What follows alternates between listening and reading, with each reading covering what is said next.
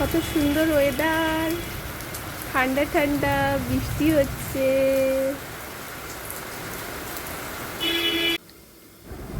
বাইরে তো বৃষ্টি হচ্ছে, তাই ভাবলাম আমার শাশুড়ি অনেকগুলো ওই লাউ পাতা পাঠিয়েছিলেন বাড়ি থেকে, তো ভাবলাম ওইটা দিয়ে একটু চিংড়ি মাছ দিয়ে পাতুরির মতো বানাবো আর কি। তার জন্য এই যে লাউ পাতাগুলোকে প্রথমে হালকা নুন আর হলুদ জলে হালকা একটু গরম করেছিলাম, ওইটাই ভালো করে ধুয়ে নিলাম। আর এই যে এই সাইজের চিংড়ি মাছগুলো ছিল আমার কাছে, এগুলো দিয়ে বানাবো। আর তার জন্য একটা মশলা বেটে নেবো। আমি শিলনোড়াতেই বাটবো। আমার কালো আর সাদা সরষা মিশিয়ে আমি একটু নিয়েছি। পোস্ত ছিল না, না হলে পোস্ত দিলে আরও বেশি ভালো লাগতো। আর সামান্য একটু জিরে আর নুন দিয়ে বাটছি।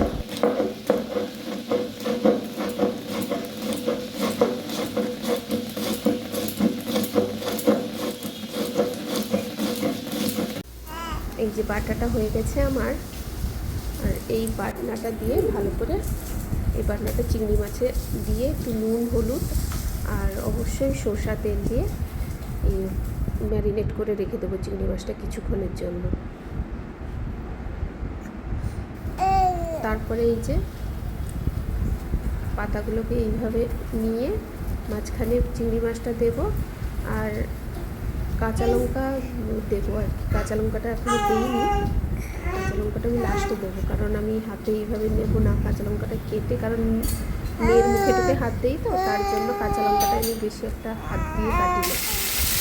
এই যে কড়াই দিয়ে দিয়েছি, হয়ে গেছে, ঢেকিয়ে দেবো। কালারটা চেঞ্জ হলে ব্যাস। আর ওই বাটনা জলটা একটু দিয়ে দিলাম উপর থেকে, শুকনো হয়ে গেলে ভালো লাগবে খেতে। নিচে হয়ে গেছে।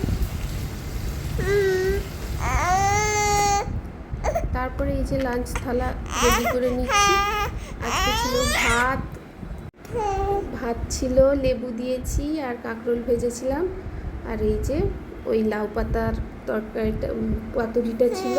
আর পুঁই ডাঁটা আলু বেগুন দিয়ে তরকারি করেছিলাম আর মাছের ঝোল। এই ছিল আজকে আমাদের লাঞ্চ মেনু।